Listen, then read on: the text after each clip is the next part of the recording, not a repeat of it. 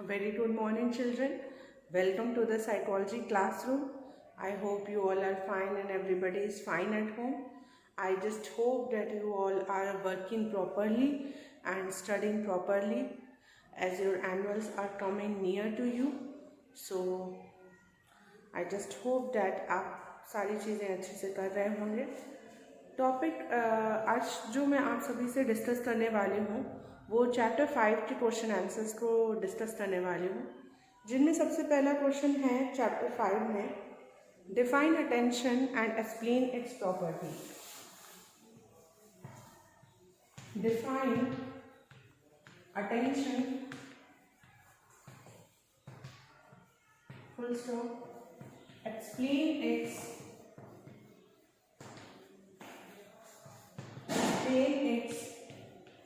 properties. Define attention, explain its properties.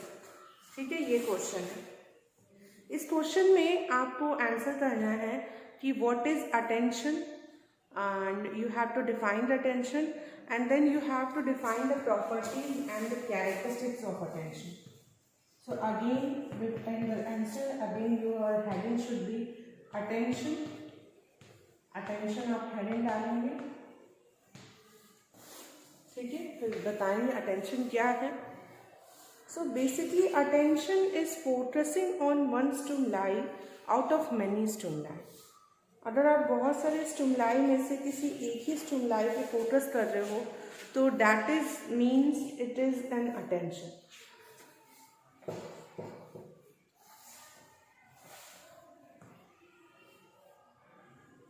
See, sensation क्या होता है? Sensation basically the information which we get from our sense organ. Okay, जो भी information हमें हमारे sense organ से मिलता है that come under the sensation, वो sensation में आता है. So sensory modality help us in collecting information from the external world and also from our internal system. A large number of stimuli impinge upon our sense organs simultaneously, but we do not receive all of them at the same time. Basically कहने का मतलब ये है attention क्या है. जब आप देखते हैं आपके सराउंडिंग में ऐसा नहीं होता कि सिर्फ एक स्टिमुलस होता है, बहुत सारे स्टिमुलस होते हैं आपके सराउंडिंग में. आप देख सकते हैं आप जहाँ भी हो रहे, there are so many stimulus. The human beings are surrounded by a number of stimuli, but attention क्या है? To focus on one stimulus at a given point of time. So that is an attention. बहुत सारे stimulus से but में से आप किसी एक को फोकस कर रहे हो, एक को कंसंट्रेट कर रहे हो, एक को सर्च कर रहे हो, अटेंशन, तो that is known as attention. आप यानी उस पर्टिकुलर स्टिमुलस को अटेंशन दे रहे हो. बहुत सारे स्टिमुलस हैं बट आप उनमें से किसी एक पे ही आपका फोकस हो रहा है, कंसंट्रेशन हो रहा है, तो it means it is your attention. Only for example, when you enter your classroom, you encounter several things in it, such as doors, walls, windows, paintings on walls, table, chairs, students, school bag, water bottle, and so on. But you selectively focus only on one or two of them at one time. So basically the process through which certain stimuli are selected from a group of other is generally referred to as attention. So first of all you will define out what meaning बताएंगे कि attention क्या है. Then you define the attention, the process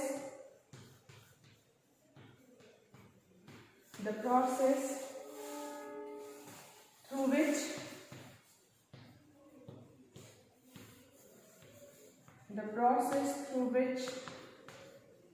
certain stimuli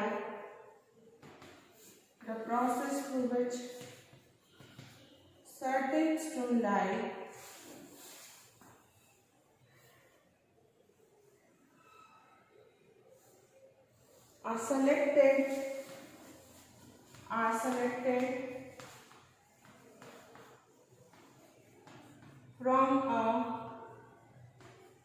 selected from a group of get from a group of others is generally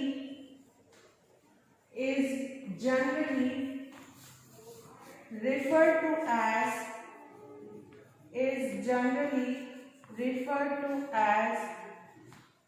attention. Is generally referred to as attention.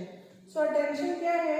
ये एक process है जिससे कि certain stimuli select होता है from a group of other.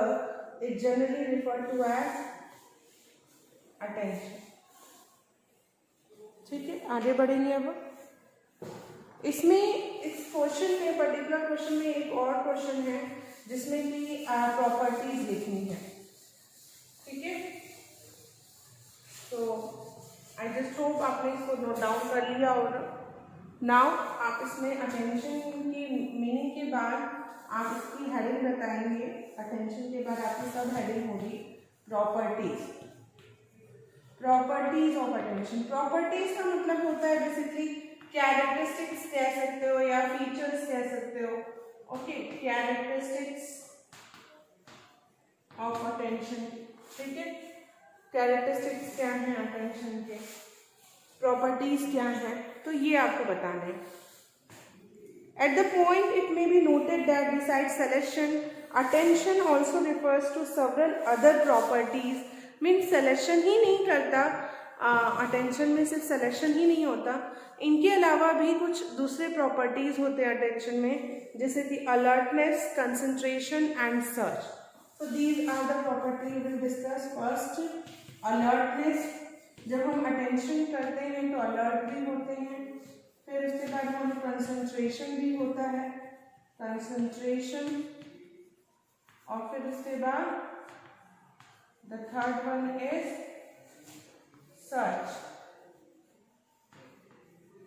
ठीक है, ये तीन चीजें होती हैं, alertness, concentration and search. Now आपको इसको थोड़ा सा डिफाइन करना पड़ेगा इस क्वेश्चन में. जब भी ये क्वेश्चन आपसे आएगा तो ये 3 मार्क्स में ही पूछा जाएगा. ठीक है, अलर्टनेस क्या है? Alertness refers to an individual's readiness to deal with stimuli that appear before him और her. While participating in a race in your school, you might have seen the participant on the starting line in an alert state, waiting for the whistle to blow in order to run. So attention के लिए alertness होना बहुत ज़रूरी है. Your mind and body should be alert. आपके mind और body को alert होना बहुत ज़रूरी है in order for the attention. Attention के लिए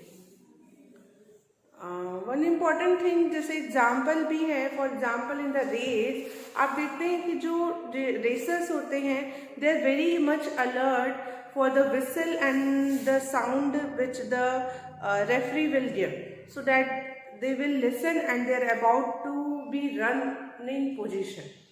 तो alertness is one property of attention. Second is concentration. Concentration refers to focusing of awareness on certain specific objects while excluding others for a moment. Concentration का मतलब होता है एक ही चीज़ पे ज़्यादा फोकस करना और बाकी चीज़ों को एक्सक्लूड कर देना. तो alertness होता है readiness to listen that particular thing, and concentration means including that particular thing and excluding the other one. And then search is, for example, एक example भी है, like in the classroom, a student concentrate in the teacher's lecture and ignore all sorts of noises coming from different corners of the school. Next है in search. ठीक है, third one is the search. Search क्या है? An observer look for some specified object.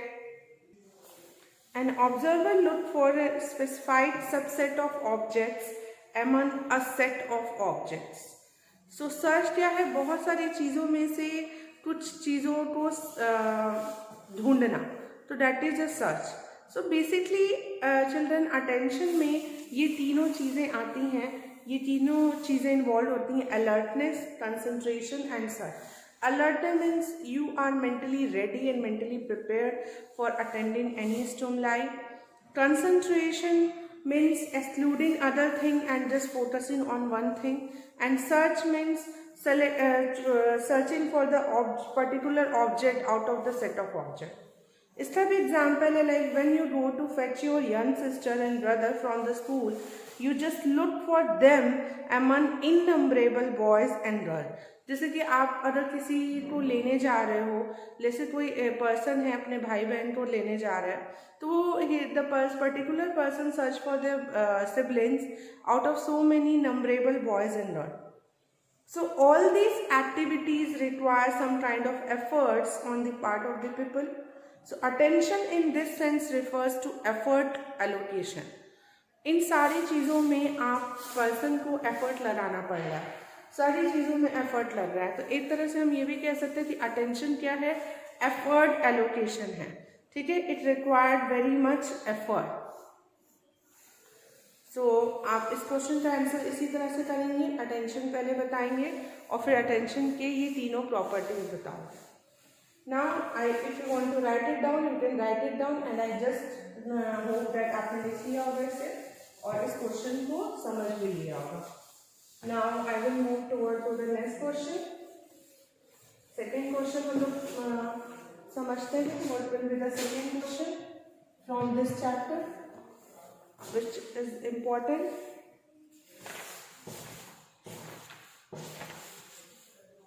The second question is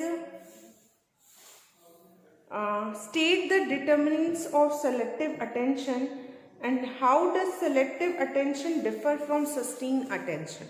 So the second question is state the determinants of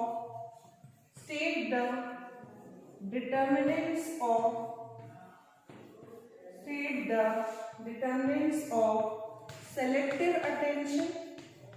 State the determinants of selective attention. इसी में ही एक और question है, आपको determinants यानी factors बताना है जो कि सेलेक्टिव अटेंशन को इन्फ्लुएंस करते हैं, और उसी के साथ आपको बताना है how does selective attention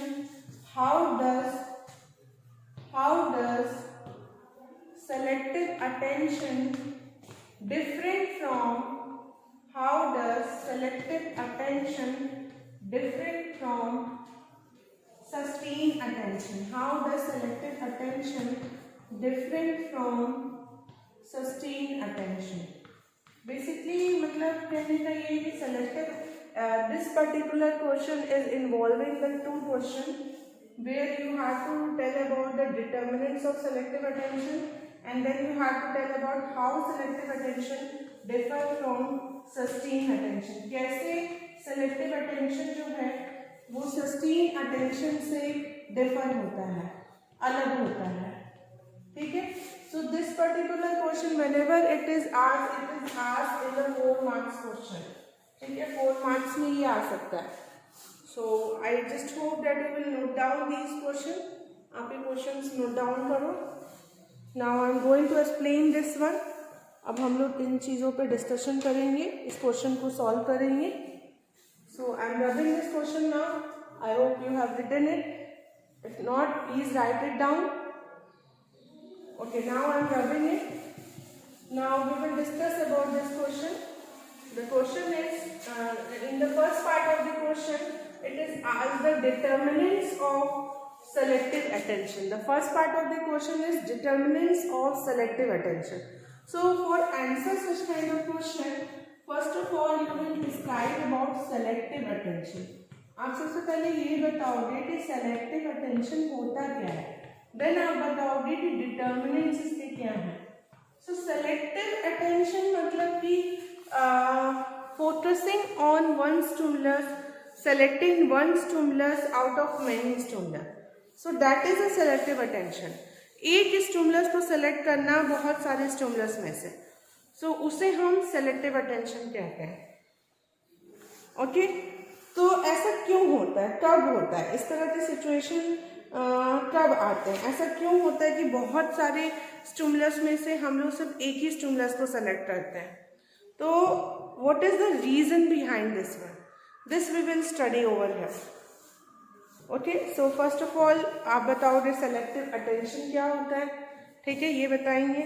So selective attention is concerned mainly with the selection of a limited number of stimuli or objects from a large number of stimuli. We have already indicated that our perceptual system has a limited capacity to receive and process information. This means that it can only deal with a few stimuli at a given moment of time. So, what is the reason? So, selective attention means, which I already right now told to you, that focusing on one stimuli out of many stimuli, yes, selecting one stimulus out of many stimuli. Now, your next subheading will be the determinant. Determinants means the factors. You can say that the factor. Determinants बोल सकते हो या फिर factors बोल सकते हो. What are the determinants and what are the factors which influence the selective attention? Okay, so ये पढ़ेंगे. अगर हम लोग factors की बात करें तो factors जो है selective attention के 2 parts में divided है. External factor, okay, and the second is internal factor. External factor and internal factor. कुछ factor external होते हैं और कुछ जो होते हैं internal होते हैं. तो external में ऐसे कौन से factors हैं जिनकी वजह से हमारा selective attention होता है.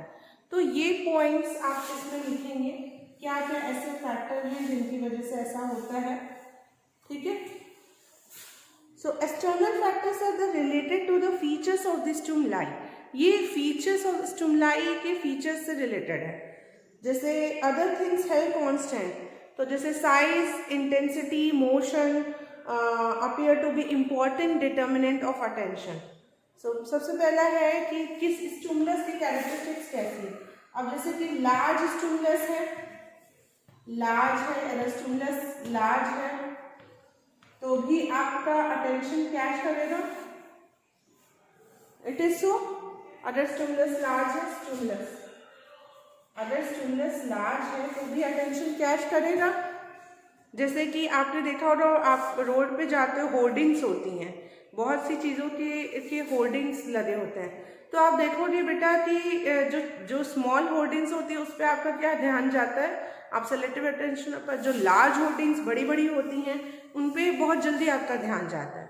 तो large stimulus catches our attention more than bright stimulus. अगर कोई चमकती हुई चीज़ है तो वो आपका अटेंशन बहुत जल्दी कैच करती है. ब्राइट स्टिमुलस, ब्राइट है तो, ठीक है. देन मूविंग स्टिमुलस, अगर स्टिमुलस मूव कर रहा है तो वो भी कैच करता है in comparison to the stimulus which is static, जो रुका हुआ है. Stimuli which are novel and moderately complex also easily get into our focus. Studies indicate that human photographs are more likely to be attended than the photograph of inanimate object. Similarly, rhythmic auditory stimuli are more readily attended to than verbal narration. Okay, auditory stimulus में भी depend करता है कि auditory stimulus किस तरीके का है. अगर auditory stimulus rhythmic है यानी म्यूजिक है तो बहुत जल्दी अटेंड करेगा in comparison to the any stimulus which is only verbal. जैसे टीचर कुछ बोलता है वो उतना जल्दी अटेंड नहीं होता, बट अगर कहीं पास में कोई मैरिज है, वहाँ से अगर सॉन्ग आ रहा है तो आपका अटेंशन वहाँ जाता है. तो स्टिमुलस की टाइप, स्टिमुलस लार्ज है, ब्राइट है, मूविंग है और देन रिदमिक है, ठीक है. अगर स्टिमुलस रिदमिक है,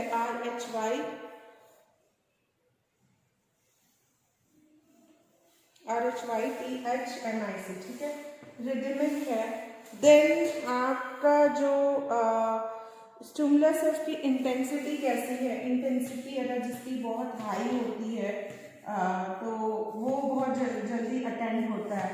ठीक है, तो स्टिमुलस की इंटेंसिटी कैसी है। तो ये सारे कुछ पॉइंट्स हैं जो आपके एक्सटर्नल फैक्टर में आएंगे। इंटरनल की बात करेंगे तो इंटरनल में 2 फैक्टर्स, इंटरनल जो है वो 2 फैक्टर्स में डिवाइडेड है। सबसे पहला आता है मोटिवेशनल फैक्टर, मोटिवेशनल फैक्टर, इसमें भी कुछ सब पॉइंट्स आएंगे, ठीक है। और दूसरा है कॉग्निटिव फैक्टर, कॉग्निटिव,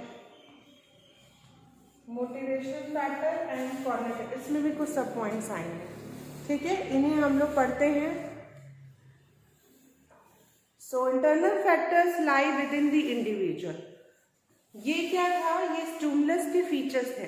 और इंटरनल जो होता है वो पर्सन के खुद के अंदर होता है, वो उसकी वजह से भी उसकी सेलेक्टिव अटेंशन, जैसे मैं हूँ, मेरा सेलेक्टिव अटेंशन 2 तरीके से हो सकता है। मेरी खुद की कैरेक्टरिस्टिक्स की वजह से, मेरी खुद की इंटरनल और एक्सटर्नल मेरे खुद के मोटिवेशनल और कॉग्निटिव फैक्टर की वजह से, और may be the characteristics of the स्टिमुलर। So selective attention के लिए दोनों फैक्टर रेस्पॉन्सिबल हैं, इंटरनल भी और एक्सटर्नल भी। इंटरनल में ये एक्सटर्नल में ये सारे कुछ पॉइंट्स आएंगे। इंटरनल में मोटिवेशनल और कॉग्निटिव फैक्टर आता है। So motivational factor related to our biological and social need, ये बायोलॉजिकल और सोशल नीड से रिलेटेड है। Like when we are hungry we notice even a faint smell of food.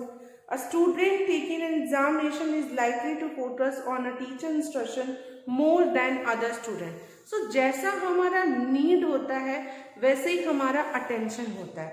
So basically हम कह सकते हैं कि मोटिवेशन फैक्टर में क्या क्या आएगा, हमारी बायोलॉजिकल और social need, biological need and social need जो भी है हमारी, वो इसे गवर्न करती है। कॉग्निटिव में क्या आएगा, कॉग्निटिव यानी कि माइंड से रिलेटेड है, कॉग्निशन से रिलेटेड है। तो इसमें जैसे इंटरेस्ट, एटीट्यूड और प्रिपरेटरी सेट, इसमें भी 3 पॉइंट्स आ रहे हैं। फर्स्ट है इंटरेस्ट, सेकेंड है एटीट्यूड एंड थर्ड है preparatory set, preparatory set.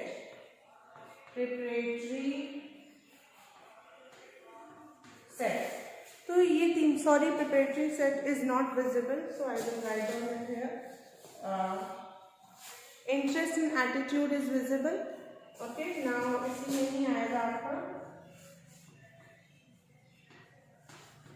preparatory set। आप कह सकते हैं कि mental set भी बोलते हैं प्रिपरेटरी सेट को, तो I should write it down mental set. जैसा आपका मेंटल सेट होता है उसके अकॉर्डिंगली ही आप अटेंशन देते हो। तो ये सारे कुछ कॉग्निटिव फैक्टर हैं जो कि डिटरमाइन करते हैं, ये कुछ मोटिवेशनल फैक्टर है जो कि डिटरमाइन करते हैं interest, attitude, mental set, biological need and social need. Basically similarly the objects or events which are interesting are readily attended by individual. Similarly, we pay quick attention to certain objects or events to which we are favorably disposed. Preparatory set or the mental set generate a mental state to act in a certain way, and readiness of the individual to respond to one kind of stimuli and not to other. So I hope children you are understanding this question. This question involved another question also, that how is it differ from the sustained attention. So this is the 2 question. So points will be clear to you, internal factor and the external factor. Internal include the motivational and cognitive, cognitive में interest, attitude और mental set आ रहा है। Attitude लिखा है यहाँ पे, aptitude नहीं है। बायोलॉजिकल और सोशल नीड आ रहा है मोटिवेशन में। इंटरेस्ट क्या होता है, सबसे पहले ये भी आपको मालूम होना चाहिए। तो interest means when you give preference to one activity more than other. or anything which you engage for a longer period of time in comparison to other. So that is an interest. अगर किसी चीज़ को आप लंबे समय तक long duration के लिए कर रहे हो और without any tiredness, without any reduction in the work effort, so that is of your interest. ये इससे पता चलता है कि वो आपका इंटरेस्ट है. दूसरा वहीं पे है कि अगर कोई भी चीज़ आप लाइक प्रेफरेंस उसको दे रहे हो ओवर अदर एक्टिविटी, तो वो भी आपका इंटरेस्ट है. जैसे कई लोगों को आपने देखा होगा कि पेंटिंग करना पसंद है, डांस करना पसंद होता है, देन बुक्स रीड करना पसंद होता है, गार्डनिंग करना पसंद. There are so many interest. तो क्या होता है कि वे लोग उन चीज़ों को ज़्यादा टाइम देते हैं और they enjoyed it also. And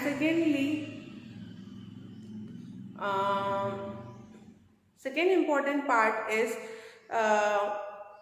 वो थकते भी नहीं हैं. ठीक है, उस काम को they don't feel the tiredness.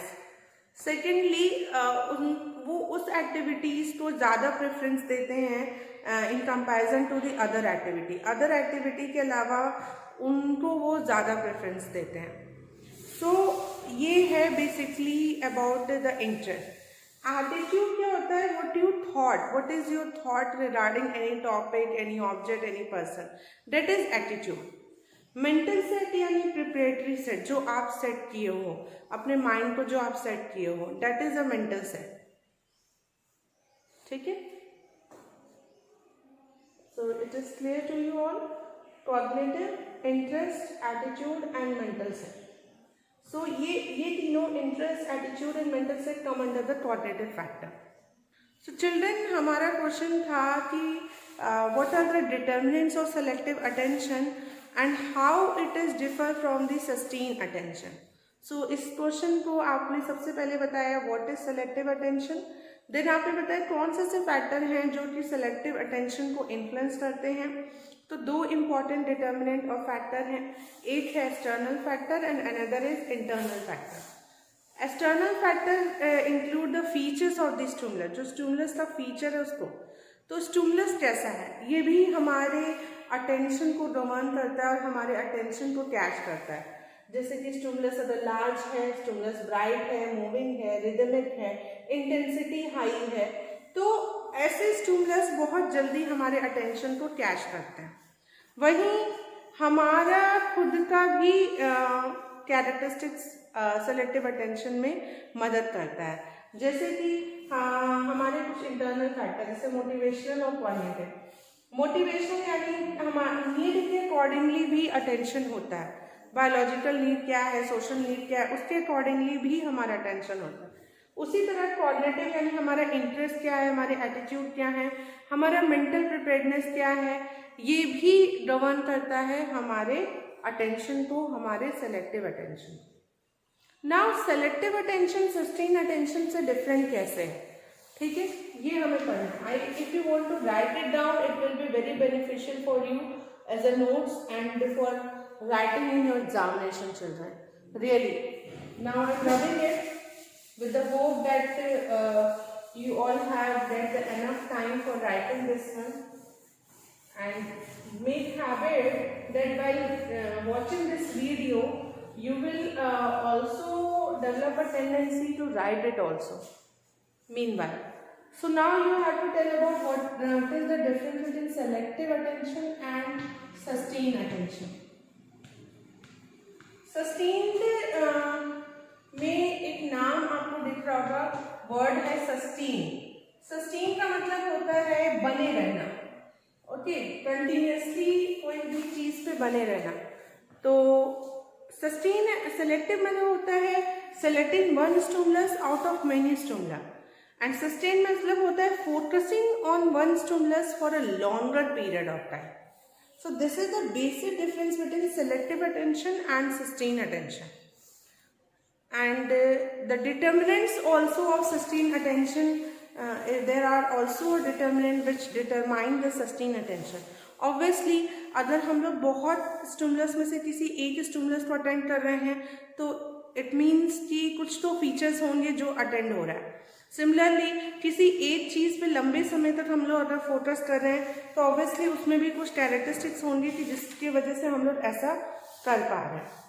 Basically sustain attention के लिए एक वर्ड है, इसको विजिलेंस भी कहते हैं। It is also known as vigilant. कई जगह लाइक स्टूडेंट्स के लिए विजिलेंट होना बहुत जरूरी है, सस्टेन अटेंशन करना, because you all have to give the 3 hours paper, so it is very important for you all to be vigilant. So today in this video I have discussed you the 2 questions, and I just hope these 2 questions will be well prepared to you, and all the best for your preparation. Thank you so much for observing this video.